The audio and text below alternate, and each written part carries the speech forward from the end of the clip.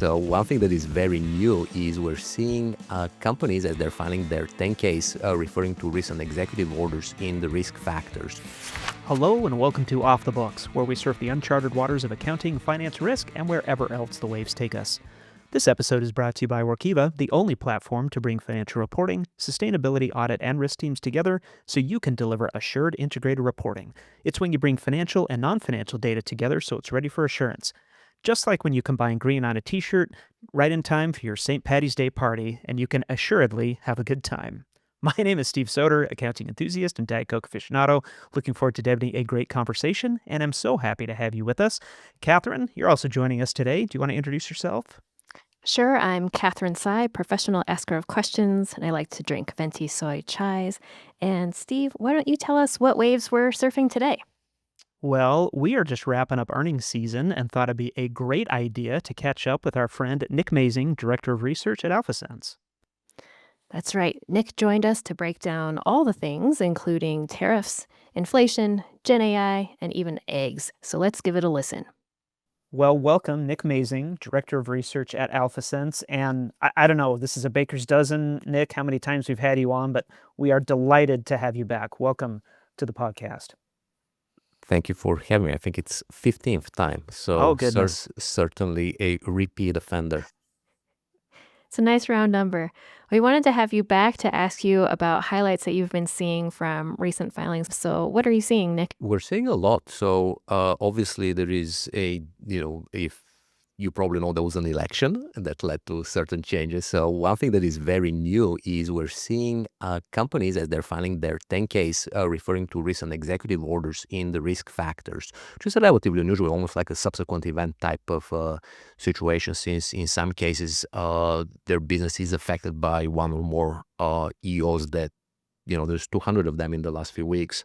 So that's something that is definitely very new and different with the 10Ks that we're seeing coming in early in the year. How about with generative AI? Are people talking about that? Yes. What is interesting is we're actually in one of the major newspapers with rather than looking only at generative AI in terms of measures on transcripts that mention the term, we're looking actually at generative AI adoption, and that is at all-time high. I think we're getting to the stage where we're seeing companies discussing adoption a little bit more thoroughly, as they have, depending on, the size of the corporations with the business they're in, et cetera. They're looking at, build versus buy, obviously, and they're looking at implementing those tools. And, there is obviously read-throughs across that.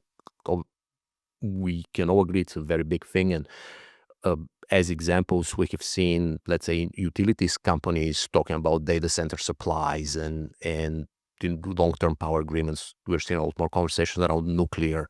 And basically the read-through of the entire chain is there. And it was interesting, since talking about generative AI, if you remember when the Chinese model came out, NVIDIA, the stock dropped 17%. There were two utility companies that actually dropped more than that. One was at around 20%, one was at around 30%, because they were big players in the data center space. And when you look at how they've discussed data centers, they never discussed data centers until 2023. And now, all of a sudden, you're seeing this volatility in their business related to that, or I should say, volatility in the stock price, obviously, since they're regulated utilities, which is certainly very, very new to, nobody knew that was coming. I think you're also seeing, again, related to Gen AI, you're seeing some, net zero targets being pushed out because of the supply picture for electricity and how hungry the whole process is for power. One slight twist on the Gen AI question, Nick, is that we see more and more people talking actively about the way that Gen AI is being used to consume companies' earnings releases and press releases. Obviously, AlphaSense is very familiar with that, and I'd say at the leading edge. Is it safe to say that if you're producing a press release or an earnings release or anything in that regard, you really do need to be optimizing that for Gen AI consumption and not just the typical human reader that probably isn't reading it? They're probably using Gen AI to read it for them. Absolutely. All of our hedge fund users are using multiple Gen AI tools, including some that are off the shelf. They use us for that sort of analysis. And it could be anything from imagine what is the most negative analyst question on this call. or which topics generated multiple questions. That is pretty standard sort of Gen AI use case to things like risk factor summarization, and I completely agree with your supposition that people who prepare financial reporting, people who do the prepared remarks on calls should be cognizant that this is going through generative AI tools. What are some other hot topics that you're picking up with your tools? We are seeing tariffs. They're back and they change by the hour, which is obviously difficult for reporting personnel. It's also difficult for executives to obviously plan that. And it's one of those typical situations we're already familiar with, the market moving with a tweet. There is a chart from JP Morgan that looks at the US exports, the average tariff by major trading partner, and then look at the US imports by the trading partner. And in fact, across the board, the average tariffs on our exports are higher than the tariffs on the imports, right? Which is why you're seeing this push for reciprocal tariffs, etc. It's like the visual is really stunning. However, how is this implemented, right? You have decades of, basically NAFTA, supply chain integrations, et cetera, and that is making it extremely difficult, I think, for people, business plan perspective, disclosure perspective. I think It's been interesting to see the impact on capital markets with that in particular. I think we all thought that was going to come roaring back. We were kind of expecting it, and it certainly isn't cut off completely. But I do think some of that uncertainty is maybe causing people to take a step back and kind of wait and see. Yeah, there is if you look at speaking of uncertainty, like couple of other topics are M&A. So M&A enforcement was pretty tight for a number of years. And, household names like that, Kroger and Albertsons, right? That merger fell apart. Or Tapestry, which is the parent company of Kate Spade and Coach. They were acquiring Kors, which is the parent company of Versace, Jimmy Choo, and Michael Kors. And they didn't go through. The day after Election Day, the boutique M&A banks, not the big they also went up, but the boutique M&A banks were up 10-15% because people were expecting that M&A is going to be back to normal. And on the day of the recording, there is a word out, there is a news report that they're looking to keep actually a lot of those more restrictive guidelines on M&A. Or if you look at labor, what happened with labor is you had a large influx of foreign nationals, and in a very American way, we trust you if you claim asylum. And while your case is pending, you actually get work authorization. Like the public space debate, I think, is nowhere nearly as nuanced because there is various types of, it's illegal. So, well, no, they're actually authorized to work in the country. You had an increased labor force, right? There is also special temporary protected status for people from certain countries because things there, let's say Haiti, they've had the earthquake, the countries, anybody from Haiti is not illegal because they have the TPS. Venezuela, until recently, had TPS. Historically, let's say in the 90s, Bosnia had, during the war, had a temporary protected status. Anybody from that country can have work papers, etc. This is getting turned upside down, right? And for companies where traditionally either hire from those labor pools or hire from adjacent labor pools, right? So not only do you have the tariff uncertainty, let's say if you're a home builder or something like that, you also have the serious labor uncertainty regarding it, because again, you have had multiple ways of authorization for these sort of people doing work while their cases are pending and so on. I think people underestimated the uncertainty that is actually happening after the election across how quickly the tweets are coming regarding tariffs or the labor situation or the overall the regulatory situation that is in place. Let's talk a little bit about inflation too. What are you seeing in the filings on that topic? So I'm a big fan of using SEC filings for inflation tracking. Without nerding out too much, the government doesn't think that house prices going up is inflation because they don't they don't input housing prices into the index. It is survey based off of essentially a panel of owners, and they're asking how much do you think you can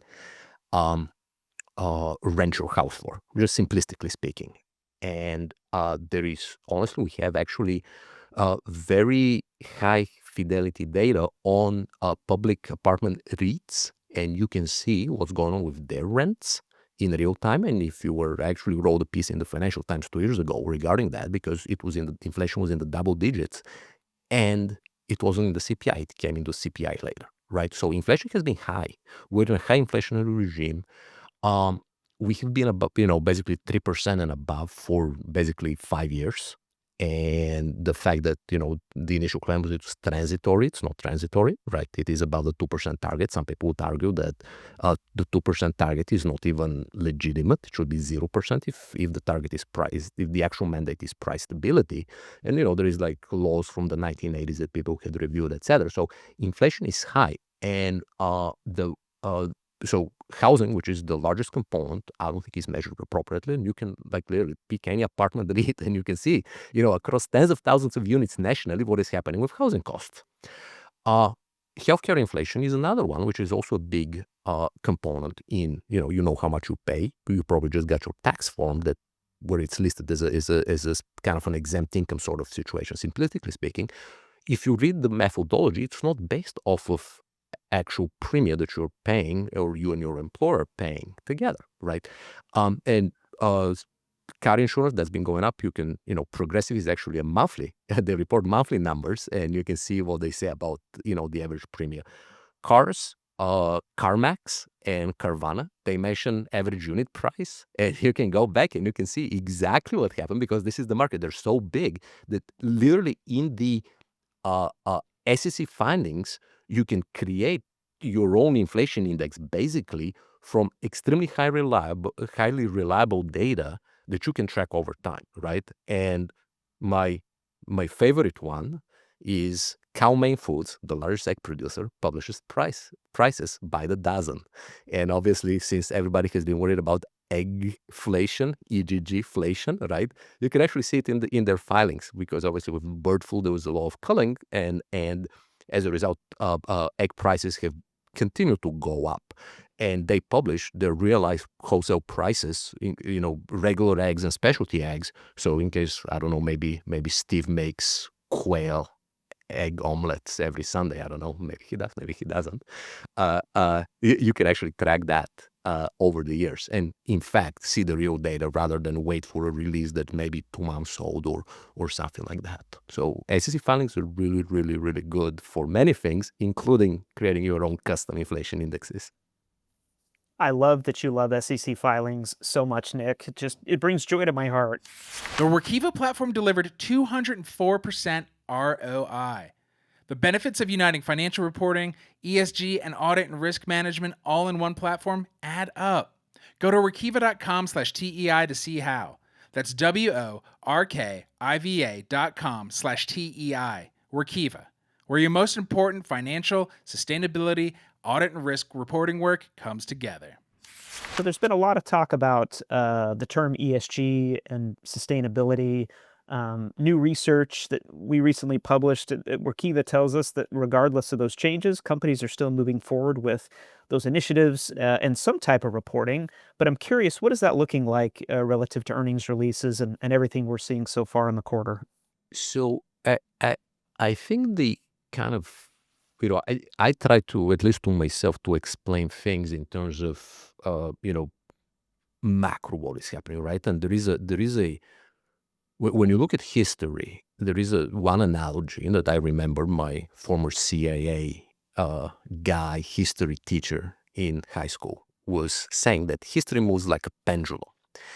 And what happened for X number of years, you had the pendulum swinging, let's call it to the left. We can argue, right, in terms of is it really left or not. And now what you're observing, and this applies to not just to ESG reporting, to really any regulatory sort of efforts or existing systems, etc., it's swinging the other way really fast. Would companies still report ESG? Would still they have ESG? Yes. Would they have to report, like, even if, let's say, climate disclosure or things like this get pushed out, they're probably going to come back in 4 years, right? You might as well be ready and report, in my opinion, right? Because in general, there is kind of the long-term march is towards more disclosure regarding emissions, regarding, if you look at your typical ESG report, labor force turnover, water targets, etc. And a lot of this is good business, right? Obviously, you want. So, yes, there is a pullback. However, I really don't see how 5 years down the road there will be fewer requirements rather than what we have now or more. What about the term ESG? Are people still using that term? Very rarely. Whether it's, shareholder proposals, whether it's, which are getting harder again to, they just happened, right, with the upcoming proxy season, on calls, almost, anything ESG related, net zero, et cetera, they have been declining for a while anyway, when you look at transcripts. And now it has become, let's say, I don't know, 3-4 years ago, it was like, oh, how can you not have an ESG program or something like that? And now it's not only a headline risk. If you look at what happened with that one retailer that had promotions around Pride Month and things like that, they're being sued for not warning the shareholders that there may be a backlash. Or if you look at that alcoholic beverage company that had one campaign that wasn't even a campaign, right? And yet they got boycotted, and that was the number one brand in that category, dropped to like number 3 or 4. Right, so you're the largest brand in the largest profit pool in the world in that beverage category, and you drop to like number 4 or something like that, right? So, navigating the culture wars was extremely tricky, especially for visible consumer brands, because you have to serve everybody. Let's put it this way, right? Like you cannot make exclusionary claims regarding your product, which means you have to be in various channels, which now includes influencers, et cetera, right? So should it be held against you that you're using a certain personality for things like that? I don't know. I don't think you can make that blanket statement, right? And it makes it just harder to run your business, because some influencer on Twitter, now X, on either side can, freak out and organize a boycott or something like that. Or my favorites, people, control, I think, proxy statements on Edgar and saying, ooh, they said X. It's like you're missing so much context that where do we even begin, right? But it's stupid, but it's the reality. Well, going back to the comment you made in the beginning about people mentioning executive orders and their risk factors, that strikes me as a little unusual. It's highly unusual. What is not unusual is the succinct and witty insights that we get from you, Nick, every time we have you back on the podcast. Fascinating wrap-up. Anything else you want to share with us? For any chocolate lovers, there is a Pennsylvania-based chocolate maker that just filed their 10K, and you can review their mark-to-market gains on their derivatives positions in cocoa. Well, Nick Mazing, Director of Research at AlphaSense, thank you again, as always, for joining us. It was great to have you. Thank you. Well, thank you again to Nick Mazing for joining us for, I don't know, like the 25th time? I'm not sure what the number is. But, Catherine, we were just talking about inflation with Nick. What would you put on your own personal inflation index? The price of a venti soy chai.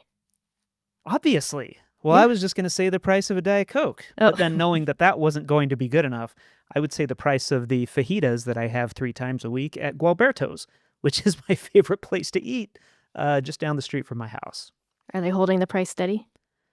You know what? Actually, as much as I can tell, they are. I'll be honest with you, I don't really look at the price, and now this is a reminder that maybe I should. Well, there you go.